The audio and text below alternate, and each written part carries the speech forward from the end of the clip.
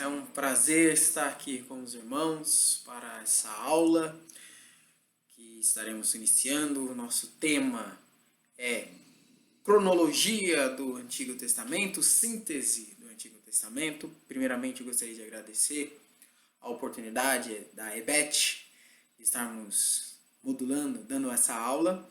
Peço perdão pela demora. Eu tinha já gravado os vídeos, deu um problema no áudio, tive que gravar tudo de novo, alguns vídeos. Então, é uma alegria estar aqui. Deixa eu estar me apresentando. Meu nome é Enio, pastor Enio.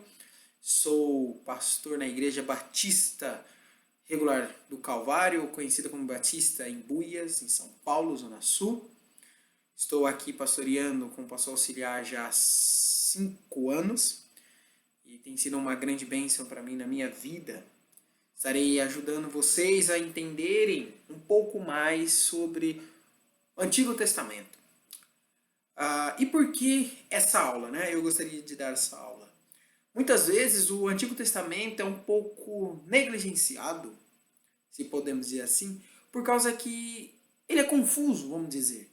Nós não entendemos onde ele começou, algumas referências, assuntos históricos, temas. Então, muitas vezes as pessoas acham confuso o Antigo Testamento. Então, eu gostaria de estar apresentando no Antigo Testamento de uma forma cronológica, para que assim nós possamos entender melhor e de uma maneira mais aplumada, aproveitar todas as conexões que o Antigo Testamento tem. Temos ricas lições que nós podemos tirar do Antigo Testamento e eu quero convidar você a estar mergulhando comigo nessa aula. Vamos lá? Então, para iniciarmos, antes de estarmos dando início, caso os irmãos tenham alguma dúvida, algum questionamento, eu estou nos grupos de alunos, tanto do Brasil como da Venezuela.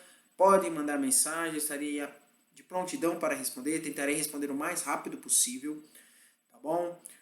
Estarei vendo ainda com o pastor Rafael na questão de atividades, como nós podemos fazer para ajudar os irmãos a firmarem melhor os seus conhecimentos sobre a nossa aula, tá bom? Então, vamos estar iniciando o nosso panorama do Antigo Testamento. Uma das coisas que nós temos que entender é a cronologia. Então, qual é o método que nós estaremos utilizando aqui? Cada livro tem um propósito, porque foi escrito no seu tempo, e nós estaremos o observando pelo conteúdo que ele abrange. Então, por exemplo, o primeiro livro da Bíblia é Gênesis, pois ele conta a criação de tudo. E nós não podemos tirar isso. Então, Gênesis é o primeiro livro que vamos estar falando. Mas algo interessante é que ele não é o livro mais antigo. Ele não foi o primeiro livro escrito. Estaremos vendo no futuro qual foi o livro que foi escrito primeiro. Tá bom? Nós estaremos seguindo uma ordem cronológica pelos acontecimentos. Via regra de alguns livros que eu vou mencionar bem lá na frente. Tá bom? Então vamos começar a nossa aula entrando aqui no livro de Gênesis. Sempre estaremos acompanhando os livros dessa maneira. Autor, depois a data, onde ele aproximadamente foi escrito, o período que ele abrange da sua história, capítulos, quantos versículos, o grupo literário que o livro pertence e depois o seu propósito. Tá bom? Então vamos lá. Autor de Gênesis, Moisés, tendo aqui a data aproximada, onde ele escreveu de 1445 a 1405 a.C. A abrangência desse livro é de mais ou menos 2.500 anos. Ele possui 50 capítulos e 1.533 versículos. E o grupo literário de Gênesis é o Pentateuco, os livros da lei de Moisés. E qual é o propósito desse livro? Novamente, todos os livros foram escritos com um propósito. E nós temos que observá-lo muito bem para entender o livro em sua totalidade. Um dos nossos erros é querer ler o Antigo Testamento de maneira isolada. e tentar absorver o que nós conseguimos. Essa não é a melhor forma de estudar o Antigo Testamento. Precisamos entender o propósito do livro e assim conseguiremos entender o porquê o autor escreveu daquela maneira, o que ele queria passar quando estava escrevendo o livro. Então, qual é o propósito de Gênesis? Apresentar o princípio do mundo, do homem, do pecado, das civilizações e do povo de Israel. Gênesis foi escrito, irmãos, quando o povo de Israel estava saindo ou já tinha saído do deserto. Eles eram escravos. Ou seja, eles ainda não eram uma nação. Era um grupo de escravos, um grupo enorme de escravos, mas eles não tinham uma identidade como povo. Eles não sabiam sua origem. Eles sabiam por tradições oral, mas não tinha nada relatado, história. E isso era muito importante para o povo. Então Moisés escreveu o livro de Gênesis para contar a história do Deus de Israel, o único Deus, apresentar os motivos de todos os males do mundo e mostrar o início da história do povo de Israel, quando Deus escolhe Abraão de uma maneira maravilhosa e divina para ser o início do seu povo. Então Deus é que escolheu o povo de Israel. Não foram eles que escolheram a Deus, foi Deus que os escolheu. Então vamos ficar com isso na cabeça para termos sempre a melhor perspectiva do livro de Gênesis. Vamos lá. Aqui está um esboço, se os irmãos quiserem, para estar utilizando quando estão estudando o livro de Gênesis. Primeira parte dos capítulos 1 e 2 é a criação do mundo. Capítulo 3 relata o pecado do homem, o surgimento do pecado. Dos capítulos 4 a 5 temos a origem das civilizações. Nos capítulos 6 a 9, a história de Noé e o dilúvio. Capítulo 10 conta a descendência de Noé e a história da Torre de Babel.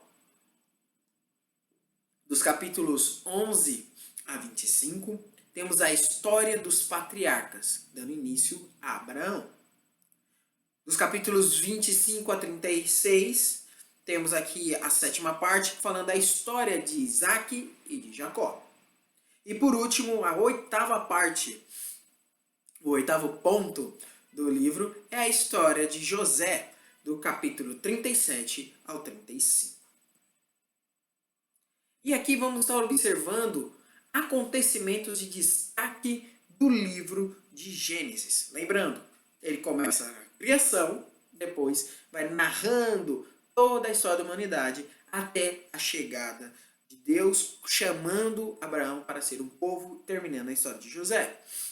E quais são os acontecimentos importantes que chamam a nossa atenção do livro de Gênesis? Primeiro que está aqui é que Deus já existia antes da criação.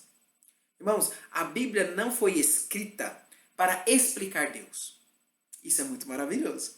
Pois em outras religiões, ou em religiões e livros religiosos, sempre eles começam as suas mitologias explicando como seus deuses foram criados. Podemos olhar isso na Antiguidade, por exemplo, as histórias dos deuses gregos, persas, deuses indígenas, todos têm uma explicação. Mas Deus, ele não se explica. Ele já começa a narrar de um pressuposto. No princípio, criou Deus. Ou seja, Deus já existia antes da criação. Deus, ele não é uma criatura, ele é o Criador. Ele é o início de todas as coisas. Ele sempre existiu, ele existe e sempre existirá. Então, esse é o pressuposto que nós temos que aceitar e é maravilhoso na Bíblia. Deus, ele não precisa se explicar. Nós entendemos que Deus sempre existiu. Seguindo a criação do mundo, depois a criação do homem, sendo a obra-prima de Deus, sendo a imagem e semelhança de Deus, temos aqui também a queda do homem. Um acontecimento triste onde Eva é enganada por Satanás. Depois o homem peca contra Deus comendo da árvore do bem e do mal. Depois, temos aqui o primeiro assassinato. E aqui, irmãos, eu gostaria de chamar a atenção para observar como o pecado é nocivo. Pois, em menos de uma geração do primeiro pecado, o pecado de Adão, que foi a desobediência, observe a escala, né? O primeiro pecado foi a desobediência a Deus. O próximo relato bíblico do pecado já é um assassinato. E não é um simples assassinato, mas, claro, todos os assassinatos são hediondos, mas o que eu quero dizer é de um irmão matando o próprio irmão. Então, observe como o pecado em pouco tempo já está tomando conta do ser humano, ao ponto que ele não é apenas alguém desobediente, mas também se torna alguém desprezível ao ponto de matar o seu próprio irmão. Depois da história do primeiro assassinato, temos a corrupção do homem e de toda a terra. A Bíblia fala que Deus estava ao ponto, ele já tinha se arrependido de ter criado o homem. Lembra? O homem já tinha se tornado um assassino. Agora a sua corrupção foi só aumentando, ao ponto de Deus falar, olha, não tem outra escolha. Vou ter que varrer o mundo com o dilúvio. E aí entra a história do dilúvio, o chamado de Noé, o único justo entre toda a sua geração. E aí está, mais uma lição que nós podemos tirar. Se você está em um meio completamente depravado, se você está em um meio difícil de se lidar, não desanime. Deus ele está te observando. Em meio a um mundo tão pecaminoso, nocivo, seria muito fácil para Deus, vou destruir tudo e recomeçar do zero. Mas ele percebeu que no meio de todo esse pecado, todo esse caos, existia uma luz. Existia Noé, alguém que buscava servir e agradar e obedecer a Deus. Então, não desista. Deus observa com atenção todos aqueles que querem obedecê-lo fielmente. Entra aí a história da Torre de Babel. Temos também a história da Torre de Babel, quando nós abrangemos, também falamos sobre o castigo que ela vem, que é a divisão de línguas, ou a multiplicação, a criação das várias línguas. O castigo que Deus deu à desobediência do povo daquela região, da Torre de Babel. Após o dilúvio, Deus tinha falado para que Noé e seus descendentes se espalhassem pela terra. Mas qual foi a decisão dos homens? Olha, não é bom que a gente se espalhe, ou seja, não é bom a ideia de Deus, não é bom a vontade de Deus. Vamos ficar todos juntos, vamos construir uma grande cidade e no meio dessa cidade vamos construir uma torre e vai chegar aos céus. Dessa maneira nós nunca iremos nos espalhar, ou seja, afrontando a ordem direta de Deus. Então Deus intervém, causa a confusão de línguas, a multiplicação das línguas, e assim o povo é obrigado a obedecer a Deus, se espalhando pelo mundo. E por último, aqui chegando nessa parte, temos a escolha de Abraão. Naquela época, ainda Abrão, um homem, bebi uma aguinha aqui, a passar, peço perdão, os irmãos estão percebendo, que já é noite aqui, eu estou fazendo esse vídeo. Então, Deus escolhe Abrão para dar início ao seu povo. E o que eu acho interessante é que Abrão não conhecia Deus. Foi o primeiro contato com Deus, já criando esse laço de Deus, chamando ele para ser o início de um povo escolhido. E qual era o plano de Deus para Abraão? Que ele seja o pai de uma nação, onde ele ia enviá-lo para uma terra prometida, levá-lo para um certo local. E o povo de Abraão, a descendência de Abraão, seria uma luz tão forte, eles seriam tão obedientes, tão diferentes da humanidade, dos outros povos, e isso iria atrair todas as nações para Israel. Israel se tornaria o centro do mundo por causa de Deus. As nações vizinhas iam ver a diferença de Israel para eles, e isso iria atraí-los. Dessa maneira, todo o mundo iria conhecer a Deus por causa da justiça, da obediência de Deus, da justiça, da obediência do povo de Israel para com Deus. Infelizmente já sabemos o que vai acontecer, mas vamos indo um pouquinho de cada vez. Outros acontecimentos. Melquisedeque, uma história que talvez os irmãos acredito que conheçam ou simplesmente só passou, né? Em algum momento, Melquisedeque nós chamamos de uma teofania. E o que é isso? Quando Deus, Jesus Cristo, assumia no Antigo Testamento a figura humana.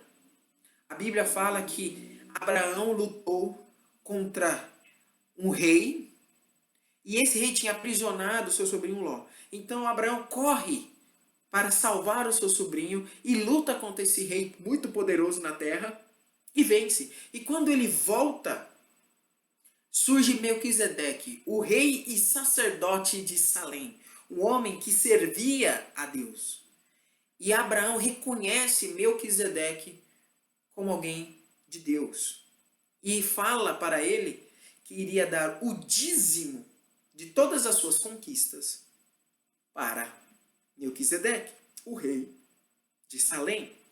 Então observe aqui, irmãos, que Melquisedeque é uma figura, é uma teofania de Cristo, pois ele é rei e sacerdote. Salém é o antigo nome da cidade de Jerusalém. Então, Melquisedeque surge, lá em Hebreus vai mencionar ele novamente, os irmãos vão poder estudar melhor quando falarmos de Hebreus, talvez de uma nova matéria, falando sobre síntese do Novo Testamento, não é? Já deixa a dica para o pastor Rafael. Mas vamos lá, veja que Melquisedeque, ele não tem genealogia. Ele surge naquele momento da história, depois, no Antigo Testamento, ele nunca mais é mencionado. E isso é relatado lá no livro de Hebreus. Então, aqui Abraão reconhece Melquisedeque como alguém vindo da parte de Deus. Temos a história de Sodoma e Gomorra. Vemos aqui novamente o pecado no seu auge de poder, fazendo Deus ter que intervir diretamente para punir os homens do seu pecado. Triste, mas é o que acontece. Deus não podia mais tolerar o pecado. Então ele intervém e destrói Sodoma e Gomorra. Temos a história de Ló, que foi poupado com sua família. Infelizmente, sua esposa desobedece à ordem dos anjos e olha para trás e se torna uma estátua de sal. Mas isso ainda envolto de tão grande pecado que a cidade de Sodoma e Gomorra viviam. Temos aqui também a história do nascimento de Ismael. Abraão já era um homem velho, vivido de idades, e aqui menciona que ele já estava desesperançoso. Até sua esposa Sara estava duvidando da promessa de Deus. Então o que ela faz? Ela pega uma das suas servas, uma serva egípcia chamada Agar, e fala: olha, Agar, você vai ter um filho com Abraão, em meu lugar. Aí fala: mas que coisa é essa? A mulher falando que a serva vai ter um filho, né, no lugar dela. Irmãos, na cultura era comum, quando uma mulher não poderia ter filhos, ela tinha servas. Podemos colocar essas servas também como escravas, tá bom? A escravidão naquele tempo era comum, infelizmente. Então, ela tinha posse de Agar. Então ela falou: olha, você vai se deitar com meu marido, vai dar um filho a ele em meu lugar. Como você é minha serva, esse filho também vai ser meu, ele vai me pertencer. Então, se você tiver um filho, ele vai ser meu. Então, você vai se dar com ele, e o filho que você tiver, eu vou cuidá-lo como fosse meu filho. Essa é a escolha de Sara. Infelizmente, Abraão aceita essas condições, tem relacionamento com a sua serva, Agar, e nesse relacionamento nasce Ismael. E eu fico imaginando, irmão, se Abraão soubesse do que esse relacionamento causaria no futuro para o povo de Israel, eu tenho certeza que Abraão não faria, pois Ismael se tornou o pai de lá no futuro das nações dali da terra do Oriente Médio. Os islâmicos colocam Ismael como seu pai. Então observe que esse povo no futuro se tornará inimigo ferrenho do povo de Israel. Mas eles possuem o mesmo pai. Mas infelizmente Ismael, sua descendência, se tornará inimiga do povo de Deus. Seguindo, temos o nascimento do sim filho prometido de Abraão, Isaque. Abraão, já idoso, Sara também, já avançados de idade, conseguem a bênção de ter o seu filho, Isaque, o filho da alegria. O meu filho mais velho também se chama Isaque, então eu gosto muito desse nome, do que significa o filho da alegria. Um detalhe muito importante falando desses nomes, em Gênesis nós vamos perceber que é algo comum Deus mudar o nome das pessoas. Começou aqui com Abraão. Abraão, o seu primeiro nome era Abrão, que significava pai de muitos. Agora Deus muda o seu nome para Abraão, que significa pai de nações. Sarai era a esposa de Abraão e ela se torna Sara. Temos depois, continuando a história de Jacó. Jacó também tinha um significado que era enganador, trapaceiro.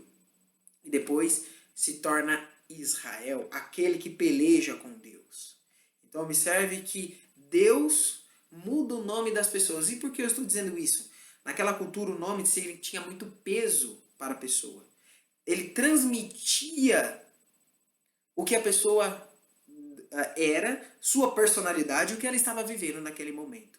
Então o nome era muito importante para as pessoas. Por isso até hoje é a questão de muito costume e respeito o povo hebreu saber o nome dos seus antepassados, saber o significado dos seus nomes, pois eles transmitiam e transmitem até hoje uma mensagem para as pessoas à sua volta.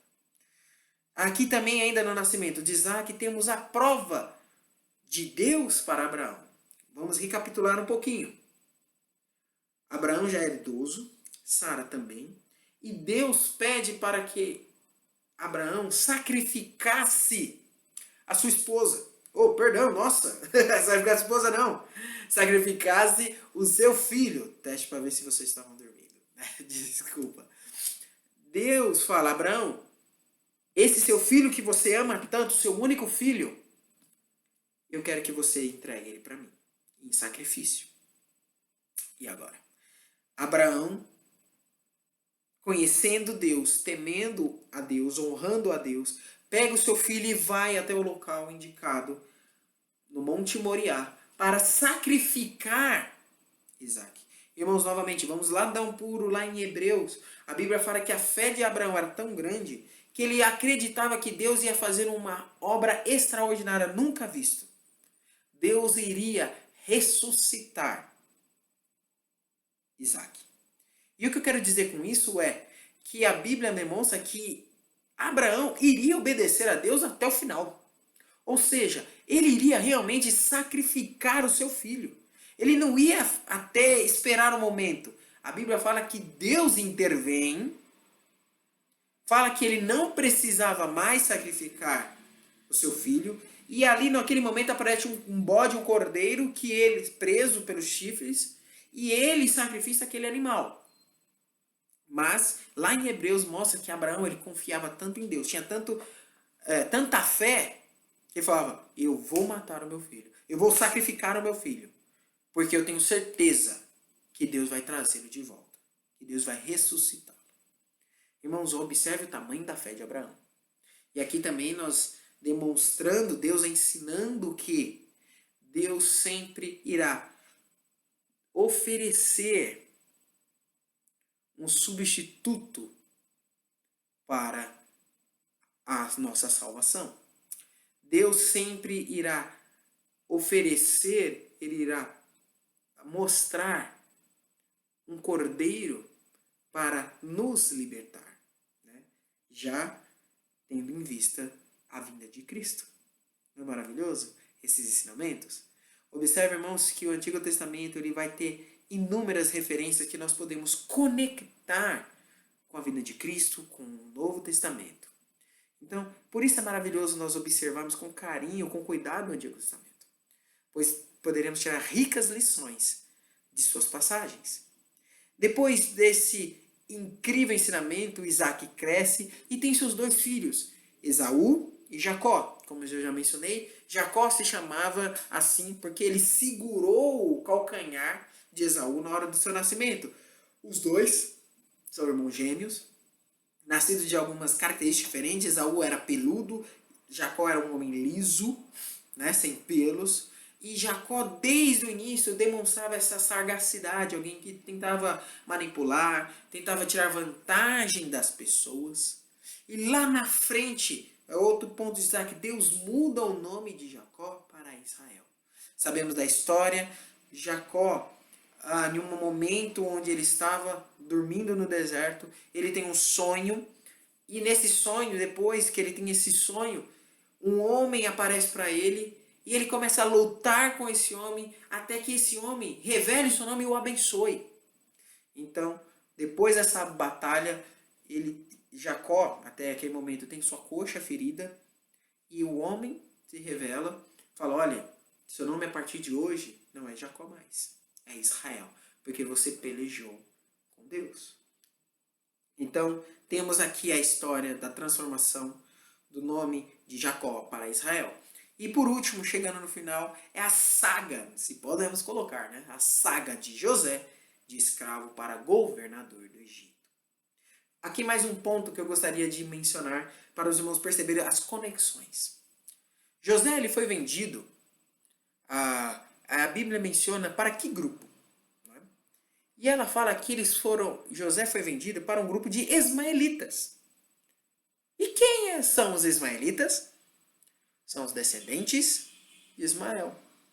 Então observe, o povo de Ismael, né, comprou, teoricamente, um parente dele para vender como escravo. E o que eu quero mencionar aqui, irmãos, observe, Ismael e Isaac são das mesmas gerações. Um provavelmente conhecia o outro, não é? Da geração de Isaac para José, foram 3 gerações. Isaac, Jacó, agora José e seus outros irmãos. Irmãos, será que aquele caravana de ismaelitas não sabiam o que estava acontecendo? Será que os irmãos de José não conheciam aqueles homens, sabendo, olha, aqueles homens são ismaelitas, são os nossos parentes distantes. E mesmo assim eles tiveram a coragem de vendê-lo como escravo, mesmo que os ismaelitas pudessem o conhecer. Olha como é horrível novamente o pecado. Não é? Irmãos, eu gostaria aqui, depois de passar esses pontos de destaque, dar algumas curiosidades e mostrar para os irmãos. Aqui é sobre a Arca da Aliança, mostrando aonde ela repousou. Segundo a Bíblia, o local onde a arca repousou foi no Monte Ararat, no ponto mais alto da atual Turquia. O Monte Ararat possui cerca de 5.000, onde está aqui escrito, 5.137 metros de altura, acima do nível do mar. Então observe, esse monte é na atual Turquia. Muitas pessoas desejam visitá-lo, tentam criar caravanas, não é caravana, mas grupos de pesquisa para ir até lá. Só que é um local de difícil acesso e de uma política muito difícil, pois uma parte do Monte Ararat pertence a outros países, então para você conseguir subir nele, você tem que pedir autorização para todas as nações. Acredito que são 3 nações que o Monte Ararat faz fronteira, e você tem que conseguir a autorização desses 3 países, e eles têm guerras, eles têm conflito, então quando um permite, o outro de birra não permite, Então, é um local impossível hoje, falando para nós quiséssemos estudar, ir até lá para ver se ainda tiver alguma coisa, é muito difícil. Mas a Bíblia relata que foi nesse local onde Abraão, a arca de Abraão, a arca de Noé, perdão, a arca de Noé repousou, onde ele desceu, Noé e seus filhos, sua esposa, suas famílias, para dar início ao repovoamento da terra. Aqui estão as dimensões da arca. Não sei se você já parou para refletir sobre o verdadeiro tamanho da arca. Eu espero que sim. Mas se não, aqui está um panorama, uma ideia para vocês entenderem. Um côvado equivale a 45 centímetros, aproximadamente. Tá? E a Bíblia fala que a arca tinha 300 côvados de comprimento, que equivale a 150 metros de comprimento, 50 côvados de largura e 30 côvados de altura. Ou seja, a largura é de 23 metros e a altura de 14 metros. Falando assim, aqui está a imagem, aqui embaixo na tela, para os irmãos estarem observando. Arrastar aqui um pouquinho para os irmãos verem melhor. Irmãos, a gente fica pensando, nossa, não parece tão grande para caber todos os animais, será que realmente? E é isso que as pessoas falam, né? Aquelas pessoas que não conhecem a Bíblia, né? Que não acreditam em Deus, nas histórias da Bíblia, falam, cara, é impossível em um negócio desse tamanho caber todos os animais da Terra. Olha aqui uma comparação. Por essas medidas, nesse pequeno desenho aqui, primeiro é um avião, né? E esse não é um avião, é um Airbus, é um dos maiores aviões que nós temos de viagem, até mesmo continental. Olha o tamanho dele em comparação à Arca de Noé. Esse piquititinho ali do lado do avião é um ônibus padrão. Do lado do ônibus padrão temos aí o tamanho de um elefante. O ônibus, um elefante. E aí me fala, olha o tamanho do elefante comparado com o ônibus, comparado com o avião. E depois compara o avião tamanho da arca. Será que não ia caber todos os animais? Olha o elefante, nós sabemos o tamanho do elefante. Observe agora. Eu acho que a ideia dos animais começa a ficar mais plausível. Observe o tamanho. E aquela pintinha lá depois do elefante é um homem. Tá bom? E observe eles. Aqui o outro desenho que eu coloquei é para demonstrar quanto tempo demorou para o homem depois conseguir construir um barco, ou navio já, que superasse o tamanho da Arca de Noé. Temos aqui os primeiros exemplos, são as caravelas que descobriram aqui a América, as caravelas de Colombo, de Cabral. Aqui são o primeiro desenho. Depois são os Man of War, os navios de guerra, da idade chegando nessa época de conquista, os Man of War, barcos enormes. Somente na idade moderna da industrialização que o homem conseguiu construir um navio, uma embarcação que superasse a Arca de Noé. E aí que está o exemplo, o famoso Titanic.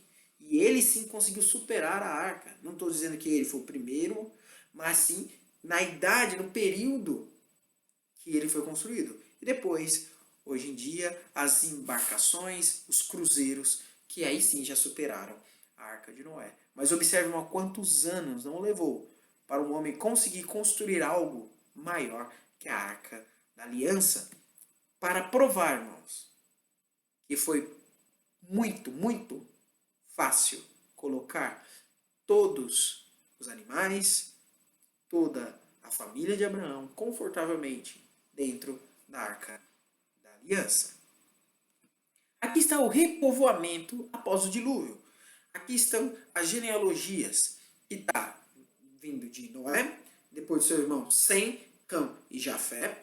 E aqui observem os locais para onde eles foram.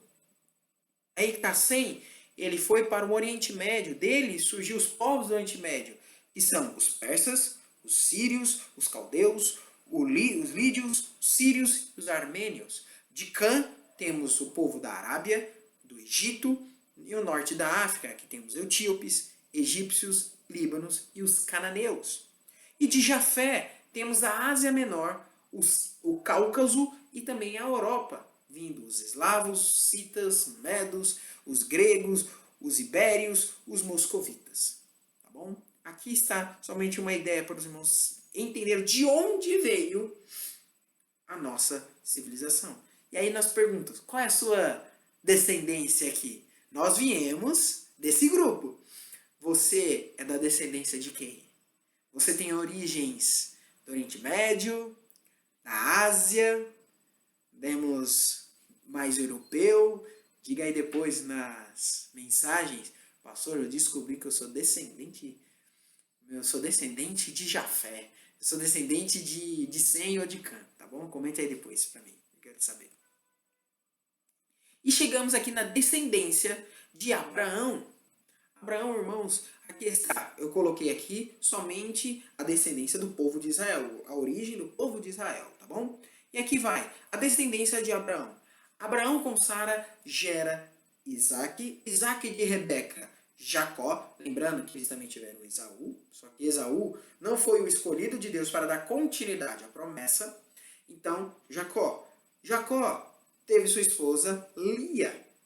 De Lia, Jacó teve o seu filho mais velho, Rubens, depois Simeão, Levi, Judá, Isacar e Zebulon. Aí, depois, Abraão finalmente casa com a sua esposa, que ele mais queria, não é? O seu amor da sua vida, Raquel. De Raquel, Jacó, Israel, teve Benjamim, primeiro, na verdade, José, e depois Benjamim. Só que aí temos duas outras esposas aqui? Não. Lembra que eu falei que era normal naquela época uma mulher dar a sua serva para o seu esposo para que ela tenha filhos em seu nome? Né? Que esses filhos seriam filhos da sua senhora? Isso aconteceu também na história de Jacó. Zilpa era uma serva que foi entregue por uma das suas mulheres, Lia, e aqui também outra serva, Bila. Elas foram entregues para que elas pudessem ter filhos com Israel. De Zilpa, Jacó teve Gade e Aser. De Bila surge Dan e Naphtali. E novamente aqui, Raquel, Benjamim e José. Irmãos, aqui precisamos entender que aqui é o surgimento das 12 tribos. Lia, Zilpa, Bila e Raquel geraram todos esses filhos para Jacó.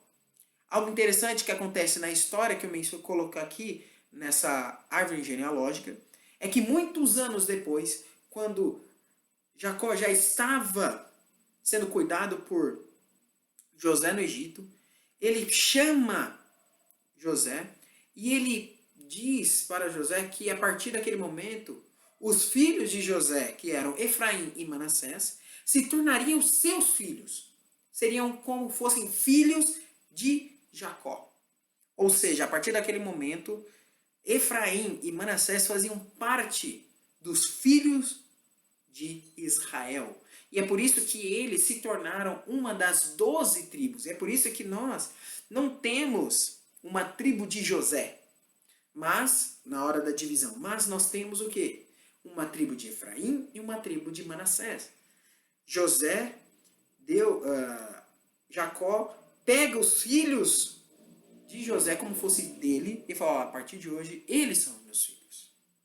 Então, dessa forma, a tribo de José foi dividida, não é, em duas, assim se tornando Efraim e Manassés. Aqui eu também coloquei, para os irmãos observarem, alguns nomes importantes ou famosos de alguma dessas tribos. Aqui eu coloquei a tribo de Levi, onde veio Moisés. Moisés era um levita. De Judá temos Davi, o rei Davi, Daniel, o profeta Daniel, e lá no futuro, Jesus. Da tribo de Dan temos o famoso juiz Sansão. Da tribo de Benjamim, nós temos o primeiro rei de Israel.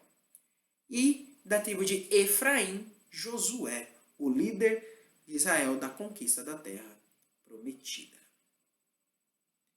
Irmãos, esse é só apenas nosso primeiro passo nesse panorama cronológico do Antigo Testamento. Na nossa próxima aula, estaremos observando o livro de Jó. Lembra que eu mencionei que Gênesis não é o livro mais antigo, mas que contém a história mais antiga. Jó é o primeiro livro a ser escrito na Bíblia. E ele está dentro do período dos patriarcas. Ele está ali naquele período de Abraão. E é aqui que ele vai entrar na nossa linha do tempo, na nossa cronologia do Antigo Testamento. Agora já começou a dar uma baguncinha, né, na ordem. Irmãos, espero que essa aula tenha sido interessante para os irmãos. Novamente, se tiverem algumas dúvidas, tiverem comentários a fazer, pode mandar mensagem para mim. Eu estou lá nos grupos. Quiser, coloque lá suas dúvidas no grupo mesmo. Talvez seja a mesma dúvida de outros irmãos, mas pode mandar para mim no privado, não tem problema. Eu vou ter o maior prazer de responder. Se eu demorar, peço já desculpa, mas eu vou responder todas as mensagens que os irmãos me enviarem, tá bom? Espero que essa aula tenha sido proveitosa. Que Deus abençoe os irmãos. Que nos vemos numa próxima vez. Tchau, tchau.